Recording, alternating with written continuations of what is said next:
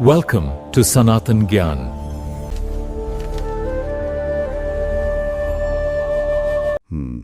नमस्कार। आज हम एक बहुत ही दिलचस्प और कह सकते हैं गहरे संवाद पर चर्चा करने वाले हैं। हाँ, ये संवाद है श्री नारद मुनि और श्री व्यासदेव के बीच का। बिल्कुल। और इसका जिक्र मिलता है श्रीमद् भागवतम में पहले स्कंध के 6ठे अध्याय में। इसमें नारद जी अपने पिछले जन्म की कहानी बताते हैं। एक अद्भुत कहानी है ये। सही कहा। एक तरह से उनकी पूरी आध्यात्मिक यात्रा का रहस्य खुलता है इसमें। हाँ, तो आज हम यही समझने की कोशिश करेंगे कि ये आध्यात्मिक बदलाव होता कैसे है। क्या हमारी यादें, हमारी चेतना जन्मों के पार भी जा सकती हैं? और ये जो भक्ति का मार्ग है वो असल में क्या है? मतलब इस कहानी के जरिए सोचिए, एक छोटा सा बच्चा, एक दासी का बेटा, हाँ, और वो कैसे देवर्षि नारद बन गया। ये सफर ही अपने आप में कमाल का है। बिल्कुल। और ये बातचीत ना कई जरूरी चीजों पर रोशनी डालती है, जैसे आत्म साक्षात्कार क्या है, गुरु की कृपा का क्या महत्व है, और भगवान के साथ वो जो सीधा पर्सनल अनुभव होता है, हाँ। वो कैसा होता है। व्यासदेव के जो सवाल है ना, वो हमें नारद जी के जीवन के उन खास मोड़ों पर ले जाते हैं जिन्होंने उन्हें बदला। सही। तो चलिए शुरू करते हैं। इस ज्ञान भरी कहानी को परत दर परत खोलते हैं। तो कहानी शुरू होती है सूत गोस्वामी से। वो बताते हैं कि कैसे व्यासदेव, जो खुद भगवान के अवतार माने जाते हैं, सत्यवती के पुत्र। हाँ बिल्कुल, तो उन्होंने जब नारद मुनि के जन्म और उनके कामों के बारे में सुना तो वो और जानने को उत्सुक हो गए। उन्होंने नारद जी से पूछा, हे मुनिवर, ये बताइए कि जब वो महान ऋषि चले गए जिन्होंने आपको पिछले जन्म में ज्ञान दिया था, हाँ, उनके जाने के बाद आपने क्या किया? और फिर दीक्षा मिलने के बाद आपका जीवन कैसे बीता? और वो पुराना शरीर आपने कैसे छोड़ा जब समय आया? देखिए, ये सवाल कितने गहरे हैं। ये सिर्फ जानकारी के लिए नहीं पूछे गए। अच्छा। हाँ, इनको कहते हैं सदधर्म पृच्छा, मतलब सत्य को जानने की सच्ची इच्छा, एक विनम्रता के साथ। आध्यात्मिक रास्ते पर अगर आगे बढ़ना है तो सही सवाल पूछना, सही जिज्ञासा रखना बहुत जरूरी है। हाँ। व्यासदेव असल में नारद जी के अनुभव से सीखना चाह रहे थे। और उनके मन में एक और बड़ा सवाल था, एक पहेली जैसी। क्या? उन्होंने पूछा, हे ज्ञानी, समय समय तो हर चीज को मिटा देता है ना? बिल्कुल। तो ये जो घटना है आपके पिछले जन्म की, जो ब्रह्मा के पिछले कल्प में हुई थी, मतलब अरबों साल पहले, हाँ, प्राक कल्प की घटना, वो आपकी याद में आज भी इतनी ताजा कैसे है? समय ने उसे क्यों नहीं मिटाया? और देखिए, यहीं पर एक बहुत बड़ा सिद्धांत सामने आता है। व्यासदेव का सवाल असल में चेतना की प्रकृति पर है। अच्छा। जैसे आत्मा शरीर के मरने से नहीं मरती, वैसे ही जो शुद्ध आध्यात्मिक चेतना है वो भी समय या शरीर बदलने से नष्ट नहीं होती। नारद जी ने वो चेतना अपने पिछले जन्म के शरीर में ही पाली थी, तो वो चेतना, वो यादें उनके साथ बनी रहीं। तो ये चेतना शरीर से परे है? हाँ, जो शुद्ध आध्यात्मिक स्तर पर विकसित हो जाती है वो स्थायी होती है। शरीर के माध्यम से जो काम करती है वो तो बदलती रहती है। अच्छा। तो नारद जी ने इन सवालों का जवाब कैसे दिया? उन्होंने अपनी कहानी सुनानी शुरू की। हाँ। उन्होंने बताया कि उन महान ऋषियों के जाने के बाद क्या हुआ। वो कहते हैं, उनके जाने के बाद मैं अपनी माँ के साथ रह गया। मैं उनका इकलौता बेटा था। मेरी माँ एक साधारण दासी थी, बहुत सीधी सादी, और क्योंकि मैं ही उनका अकेला सहारा था, वो मुझसे बहुत जुड़ी हुई थी, एक तरह के स्नेह के बंधन में। यहाँ देखिए, वो अपनी माँ की स्थिति भी बता रहे हैं। वो अपने बेटे का भला तो चाहती थीं, हाँ। लेकिन शायद वो स्वतंत्र नहीं थीं, किसी पर निर्भर थीं, इसलिए चाहकर भी बहुत कुछ कर नहीं सकती थीं। ये एक तरह से दिखाता है कि कैसे हम सब कहीं ना कहीं, मतलब परिस्थितियों के, या कह लीजिए भगवान की इच्छा के अधीन है। जैसे कठपुतली का खेल होता है। सही बात है। नारद जी बताते हैं कि उस वक्त वो सिर्फ 5 साल के थे, सिर्फ 5 साल। हाँ, एक ब्राह्मण पाठशाला में रहते थे, पूरी तरह माँ पर निर्भर। दुनिया देखी नहीं थी, अलग अलग देशों का, जगहों का कोई अनुभव नहीं था। बिल्कुल बच्चे थे। फिर उनकी इस छोटी सी दुनिया में एक बहुत बड़ा बदलाव आया। एक रात उनकी माँ गाय धोने गई। अच्छा। अंधेरे में, रास्ते में, काल की प्रेरणा से, मतलब जैसे होना ही था, एक सांप ने उन्हें डस लिया। और उनकी मृत्यु हो गई। ये तो बहुत दुखद घटना हुई होगी उस बच्चे के लिए। हाँ, किसी भी बच्चे के लिए ये बहुत बड़ा सदमा होता। पर देखिए नारद ने इसे कैसे देखा। कैसे? उन्होंने इसे दुर्भाग्य नहीं माना, उन्होंने इसे भगवान की विशेष कृपा समझा। माँ की मृत्यु को। हाँ। उनका मानना था कि भगवान अपने भक्तों का हमेशा भला चाहते हैं। उन्हें लगा कि शायद भगवान उन्हें सांसारिक बंधनों से पूरी तरह मुक्त करके अपनी शरण में लेना चाहते हैं। अच्छा। माँ का जाना उनके लिए दुनियावी सहारे का अंत था, पर शायद आध्यात्मिक यात्रा की एक नई शुरुआत।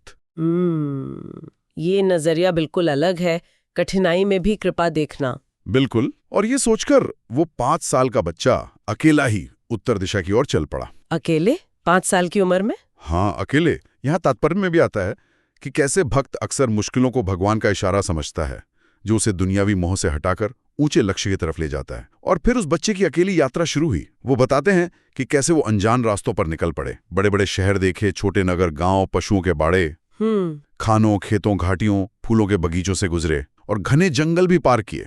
सोचिए जरा, पहाड़ों से गुजरे, ऐसे पहाड़ जिनमें सोना, चांदी, तांबा जैसी धातुएं थीं। ऐसे इलाके भी देखे जहां जंगली हाथियों ने पेड़ों की डालियां तोड़ रखी थीं। सुंदर तालाब देखे, कमल खिले हुए, पक्षी चहचहाते हुए, भौंरे गूंजते हुए। ये जो वर्णन है ना, ये सिर्फ प्रकृति की सुंदरता नहीं दिखा रहा। अच्छा। ये उस समय की समृद्धि भी दिखाता है। और साथ ही एक परिव्राजकाचार्य, मतलब जो साधु घूमते रहते हैं, उनके जीवन की एक झलक भी देता है। हाँ, सही है। ऐसे साधु क्या करते हैं? वो ईश्वर की बनाई दुनिया को देखते हैं, अनुभव करते हैं, प्रकृति पर निर्भर रहना सीखते हैं। नारद अनजाने में ही उसी रास्ते पर चल पड़े थे। लेकिन ये यात्रा आसान नहीं थी। वो बताते हैं कि कैसे वो भयानक सुनसान जंगलों से अकेले गुजरे, जहां नुकीली घास थी, कंटीली झाड़ियां, बांस के घने जंगल, गुफाएं, जहां से निकलना भी मुश्किल था। बाप रे। और वो जंगल सांपों, उल्लुओं और गीदड़ों का घर थे।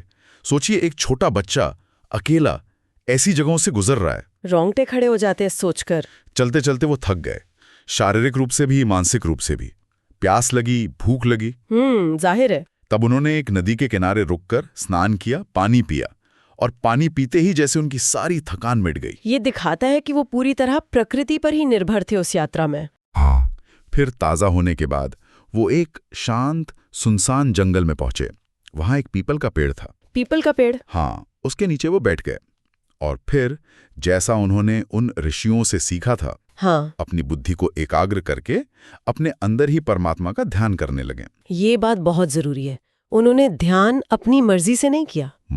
मतलब उन्होंने वही विधि अपनाई जो उन्हें प्रामाणिक गुरुओं से, उन ऋषियों से मिली थी। हाँ, ये महत्वपूर्ण है। बिल्कुल।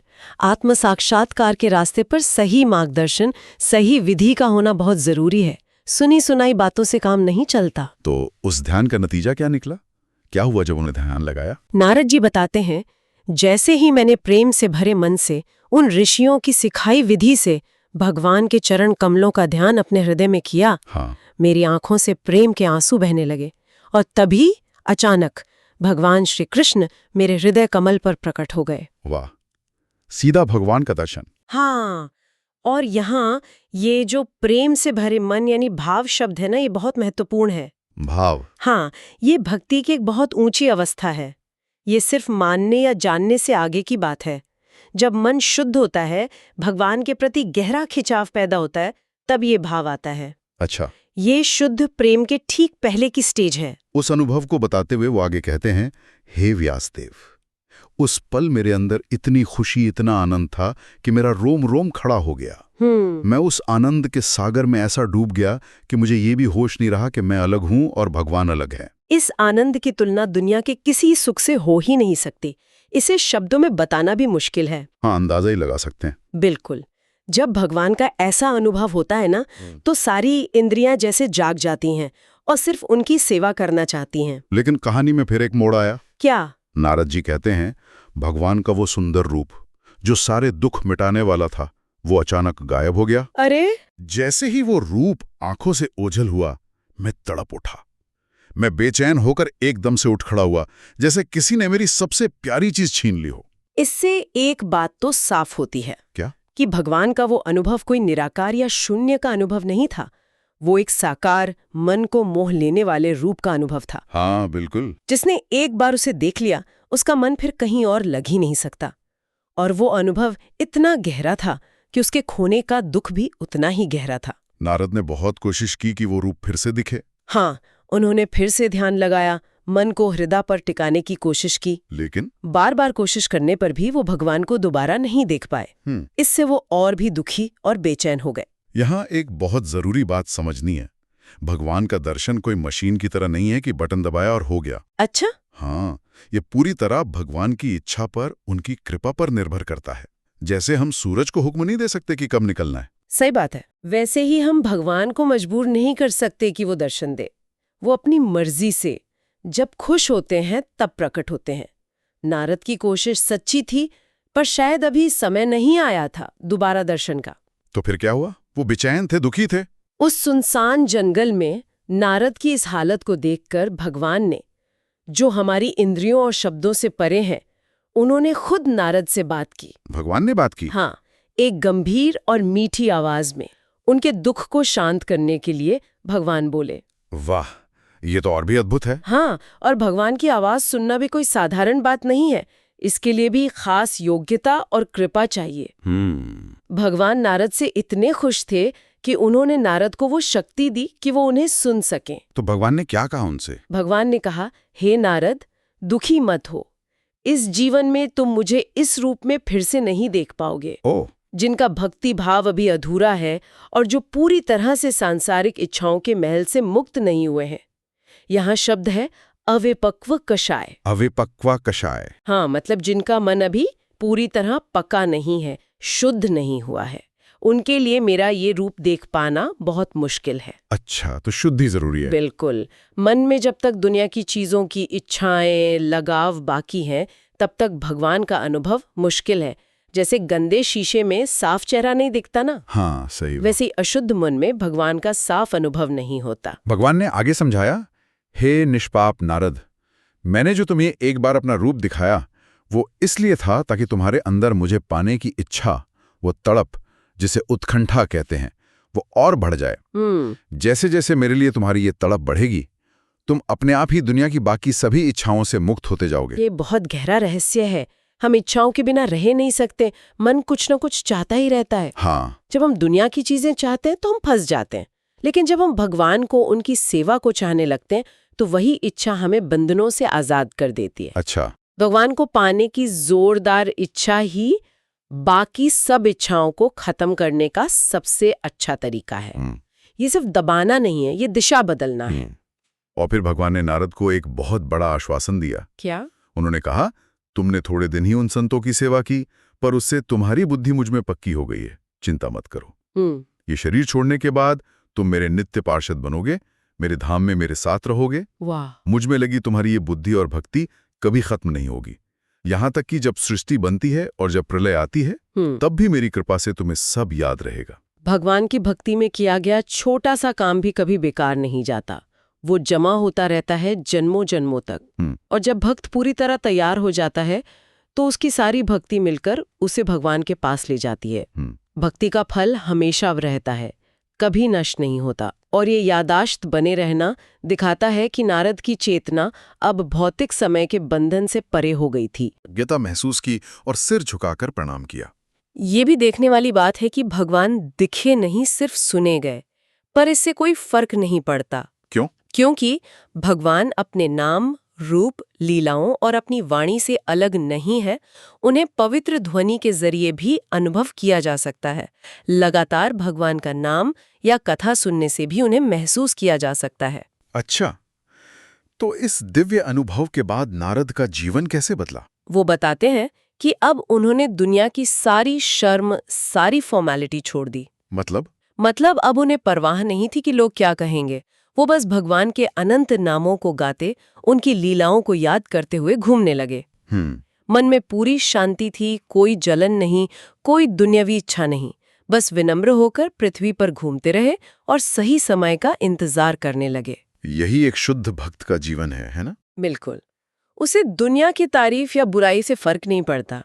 उसका बस एक ही काम होता है, भगवान का गुणगान करना, उनकी महिमा फैलाना और धैर्य से भगवान के बुलावे का इंतजार करना।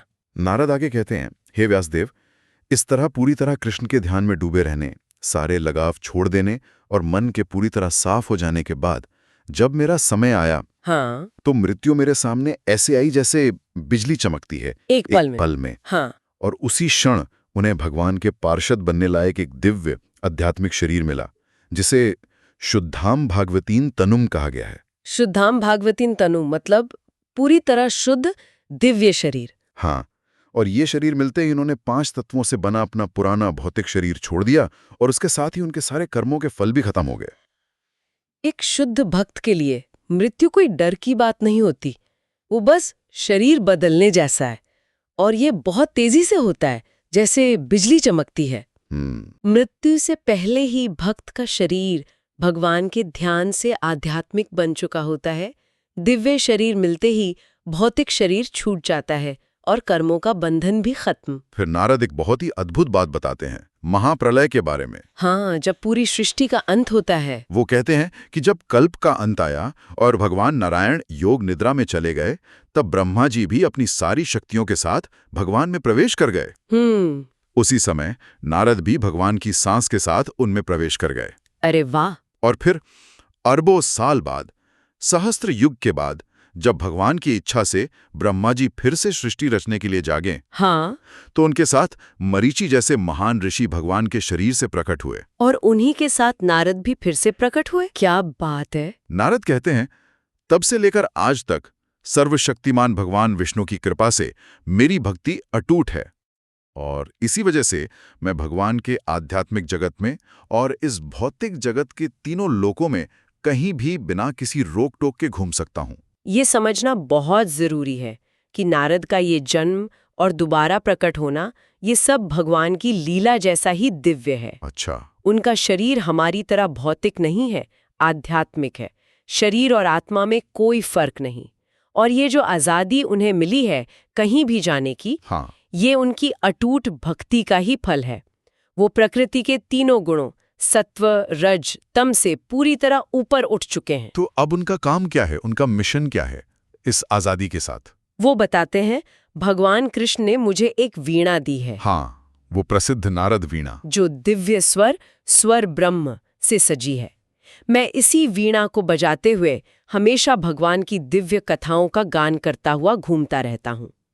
जाहिर है, ये वीणा भी कोई साधारण वीणा नहीं है। बिल्कुल नहीं। वो वीणा दिव्वीणा देव से निकलने वाली आवाज दिव्य है। संगीत के सातों स्वर भी दिव्य माने जाते हैं, खासकर जब वो भगवान के गुणगान के लिए इस्तेमाल हो। नारद जी इस वीणा के जरिए हमेशा भगवान की महिमा गाते रहते हैं। वो आगे एक बहुत सुंदर बात कहते हैं। क्या? जैसे ही मैं उन भगवान की लीलाओं का गान शुरू करता हूँ, जिनके चरण कमल खुद तीर्थों जैसे हैं, तीर्थपाद, और जिनकी कथाएं सुनने में बहुत प्यारी लगती हैं, प्रिय श्रवा, वैसे ही भगवान तुरंत मेरे हृदय में प्रकट हो जाते हैं, मानो मैंने उन्हें बुलाया हो। परम सत्य यही है, भगवान अपने नाम, रूप, गुण, लीलाओं से अलग नहीं है।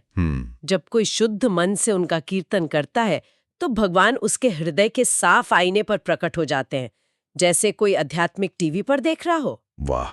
इसीलिए शुद्ध भक्त हर पल भगवान की उपस्थिति महसूस कर सकता है। और अपने इसी अनुभव के आधार पर नारद एक बहुत ही काम की सलाह देते हैं हम सब के लिए। क्या सलाह है? वो कहते हैं कि जो लोग दुनिया की चीजों के पीछे भागने और इंद्रियों को खुश करने की इच्छा के कारण हमेशा दुखी और चिंतित रहते हैं, हाँ, जो कि ज्यादातर लोग होते हैं, हाँ, उनके लिए इस दुख के सागर भवसिंधु को पार करने की सबसे अच्छी नाव है भगवान की लीलाओं का लगातार गान करना, हरिचर्यानुवर्णनम। ये बहुत ही प्रैक्टिकल बात है।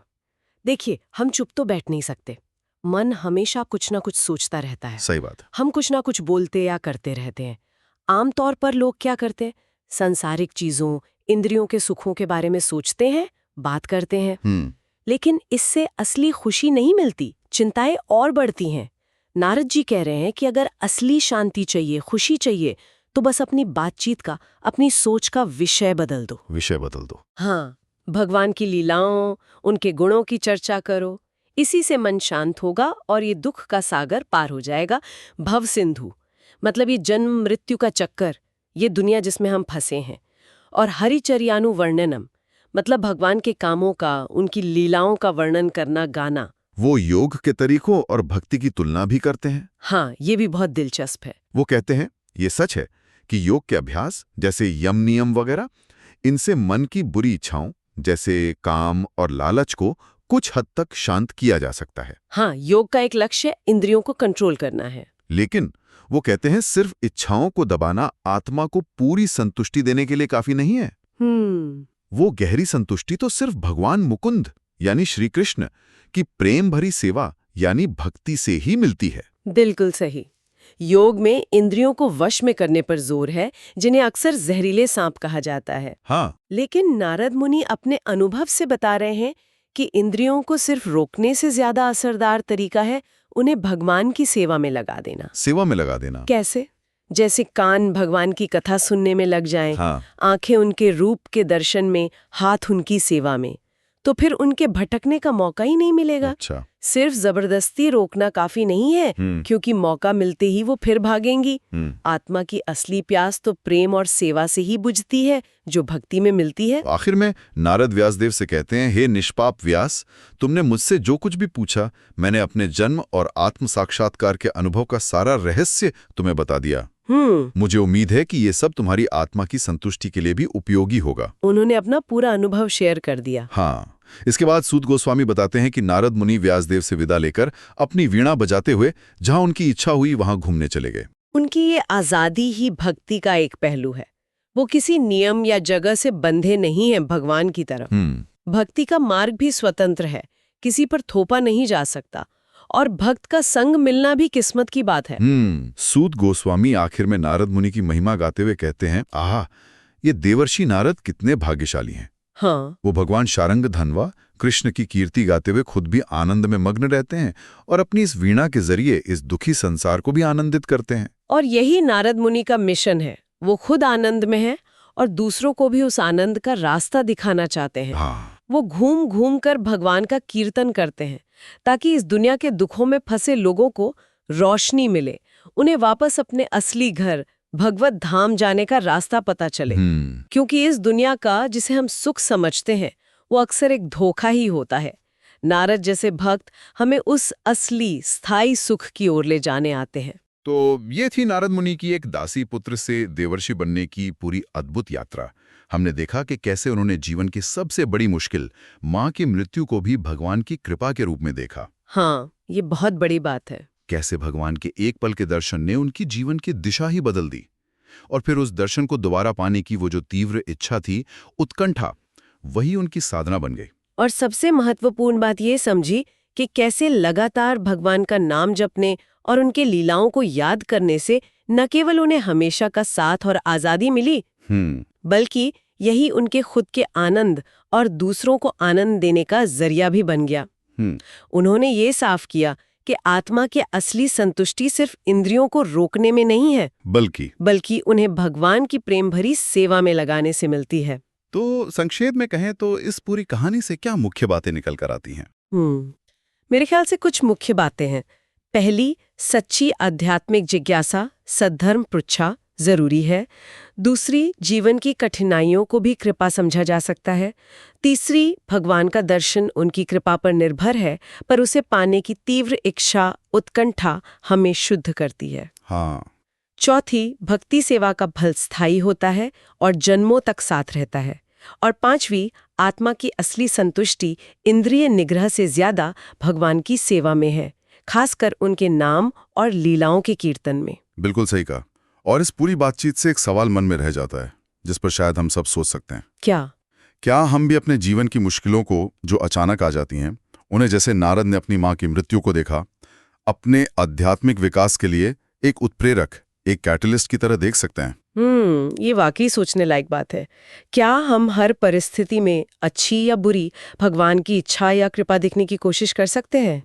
Thanks for watching.